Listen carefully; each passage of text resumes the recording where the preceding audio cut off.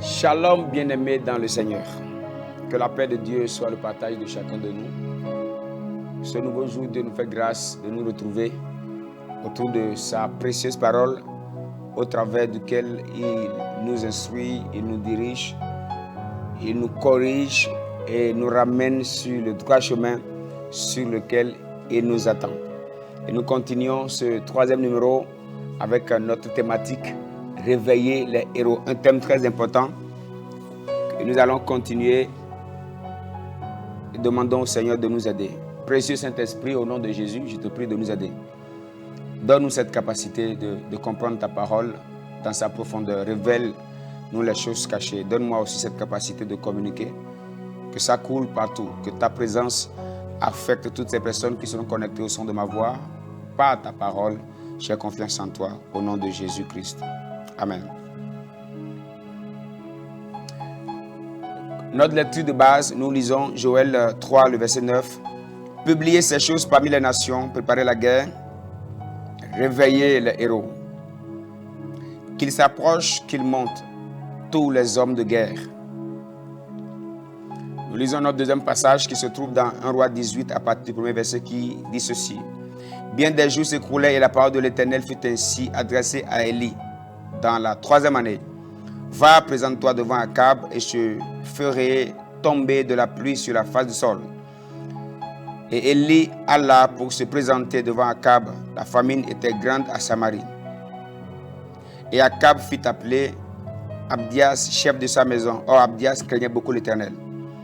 Et lorsque Jézabel extermina les prophètes de l'Éternel, Abdias prit 100 prophètes qu'il cacha 50 par 50 dans une caverne et il les avait nourris de pain et d'eau.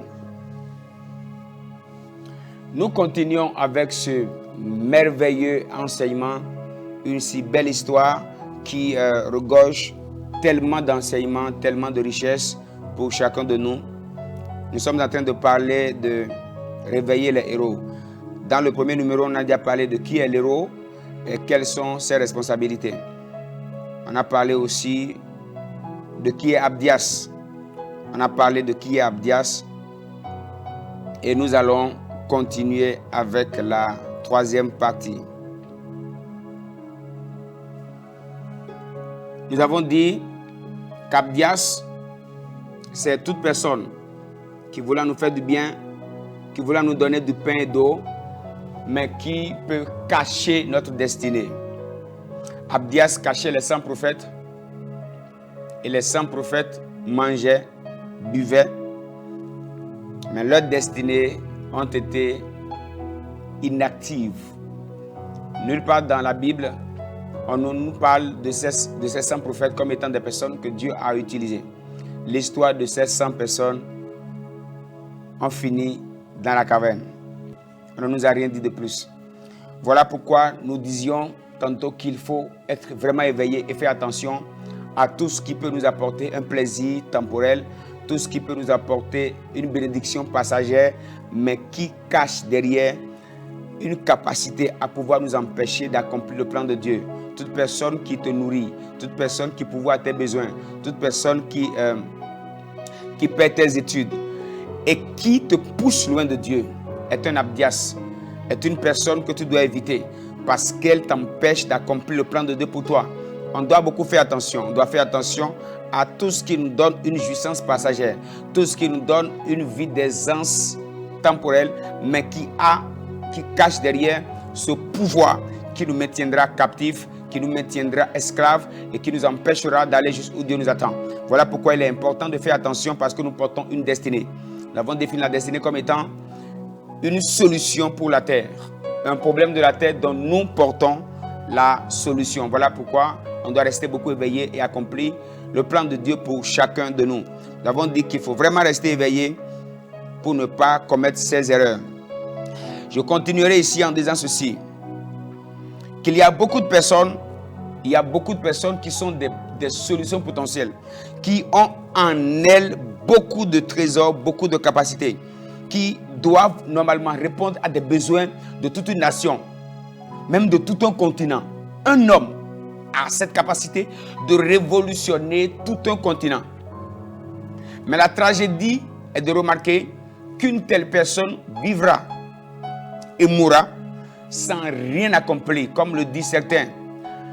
Aujourd'hui, les cimetières ont toujours été les endroits les plus riches parce que de grands hommes ont été enterrés sans jamais être grands. Des riches ont été enterrés sans jamais être riches. Des projets sont restés dans des têtes et ces têtes ont été enterrées. Pourquoi? Parce que certainement quelque part, ces héros ont été endormis. Que Dieu nous aide afin que chacun de nous, que nous ne fassions pas ces erreurs, mais que nous accomplissions le plan de Dieu pour chacun de nous. Parlons de ce qui peut cacher les héros. Qu'est-ce qui peut nous cacher? La première chose que je note ici, si nous regardons la vie de ces prophètes, nous pouvons remarquer la peur. Qu'est-ce qui les a poussés à accepter les offres d'Abdias? C'est la peur d'être tué. La peur d'échouer peut t'empêcher d'aller où Dieu te veut. La peur d'échouer. La peur d'échouer nous empêche de prendre des risques. La peur d'échouer nous empêche de nous lever sur ce que Dieu nous a dit. La peur d'échouer nous empêche de poser les pas que Dieu attend que nous posions. La peur d'échouer peut nous bloquer, peut nous museler. La peur est un élément qui peut détruire tout un trésor caché dans la vie d'une personne. La peur peut enterrer un héros de manière prématurée. La peur d'échouer. Si nous voulons aller loin avec Dieu, si nous voulons réaliser de grandes choses, nous devons commencer à bannir la peur. La peur est un sentiment normal, un sentiment naturel. Mais ce sentiment naturel peut devenir un instrument dans la main du monde des ténèbres, dans la main de Satan, pour nous bloquer et nous empêcher d'aller où on veut, où Dieu nous veut. Pourquoi souvent nous avons peur? La peur apparaît dans notre vie lorsque notre confiance en Dieu commence à être défaillante. Celui qui compte à 100% sur Dieu n'est pas frappé par la loi de la peur. Donc nous avons souvent peur parce que nous n'avons pas assez confiance en Dieu. On se demande qu'est-ce que ça va faire? Ça va tourner comment? Et si ça ne marche plus comme je l'aurais souhaité? Ceux qui relèvent les grands défis ne sont pas des personnes qui n'ont pas peur, mais c'est des personnes qui sont courageuses et qui peuvent se lever malgré la peur et affronter la destinée. Le courage n'est pas l'absence de la peur, mais c'est la capacité à pouvoir faire taire la voix de la peur et aller là où Dieu nous veut. Deuxième chose qui peut détruire quelqu'un. La deuxième chose, c'est les candidatons. Il y a beaucoup de personnes qui peut-être vont suivre cette vidéo, qui sentent en elles un grand appel à pouvoir être des éléments que Dieu va utiliser pour révolutionner plusieurs aspects de la société. Mais se disent, si je me lève, qu'est-ce que les gens vont dire? Les candidatons. La peur des hommes, avoir peur des hommes, avoir peur de ce que les hommes vont dire, est un élément qui peut assombrir toute une destinée.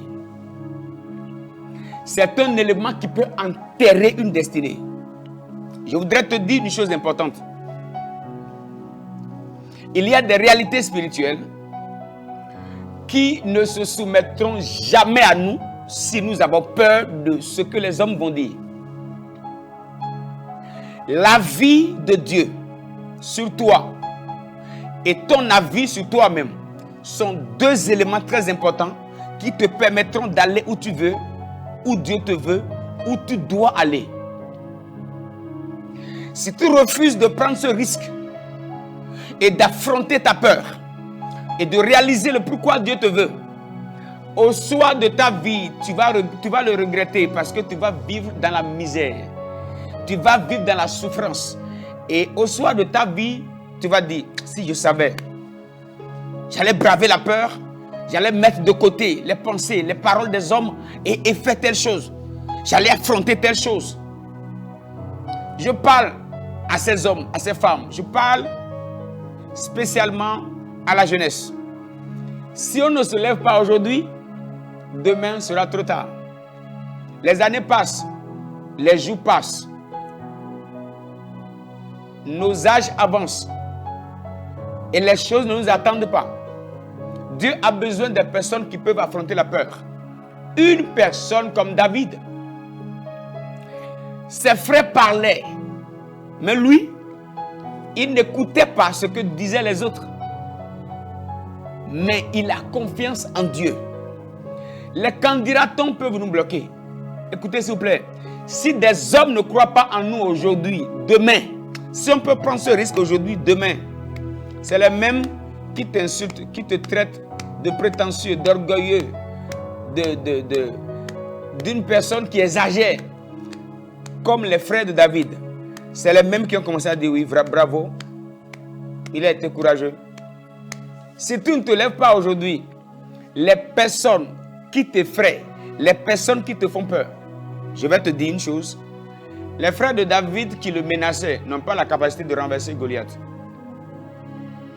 Il y a des personnes de qui on a peur, mais le challenge que nous avons, le défi à relever, dans le plan parfait de Dieu, ce ne sont pas ces personnes qui vont renverser ces Goliaths, ce ne sont pas ces personnes qui vont changer l'histoire. Si tu regardes ces personnes, tu vas échouer. La vie de ces personnes, leur vie, dépendront du risque que nous allons prendre. Je voudrais parler à une jeunesse, l'avenir de l'église dépendra de nous. La couleur que l'église de demain aura. La gloire de Dieu qui se répandra demain, ça dépendra de nous. Et nous n'avons pas le droit de blâmer qui que ce soit. Nous n'avons pas le droit de manquer de respect à quelqu'un.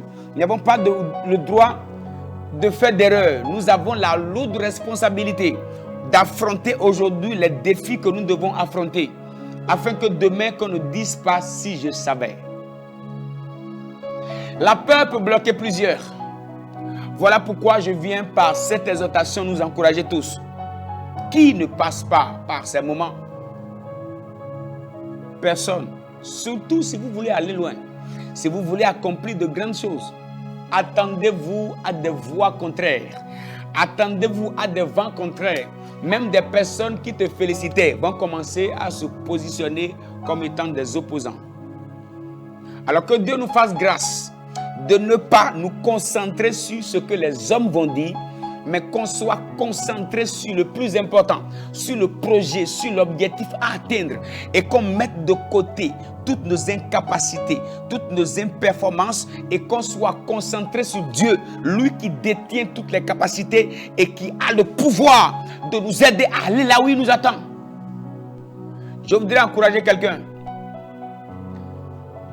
Mets ta peur de côté, parce que la peur peut te tuer. La peur peut t'arrêter. La peur peut te détruire. La peur peut te bloquer. La peur peut t'aveugler. La peur te fera voir même le problème qui n'existe pas. Ouais, la peur nous fait voir même ce qui n'existe pas. On ne va même pas encore sur un territoire, mais on a déjà peur. Si nous pouvons faire comme Josué et Caleb, si Dieu nous a promis cette montagne, si Dieu nous a promis cette nation, si Dieu nous a parlé de Canaan, si Dieu nous a confié cette vision, c'est qu'il nous donne aussi la capacité de l'accomplir, de réaliser cette vision, d'accomplir cette destinée, le projet, de l'accomplir. Que Dieu nous aide afin que chacun de nous, que nous prenions nos responsabilités par rapport au projet de Dieu pour ce temps de la fin. Que rien ne nous bloque, qu'aucun démon nous arrête, qu'aucun homme ne nous arrête, qu'aucune peur nous arrête, qu'aucun homme ne nous bloque et que nous allions jusqu'où Dieu nous attend. Que nous accomplissions les grands projets de Dieu. Afin que ceux qui veulent nous arrêter aujourd'hui, demain nous disent, Félicitations. Que Dieu nous aide. Prions le Seigneur. Oh Dieu, donne-nous la force de braver la peur, de braver tout ce qui tente de nous bloquer. Que nous allions jusqu'où tu nous attends, que nous accomplissions les grandes choses et que rien ne nous arrête. Aide-nous Seigneur à aller plus loin avec toi. Merci de nous aider. Au nom précieux de Jésus-Christ de Nazareth. Amen.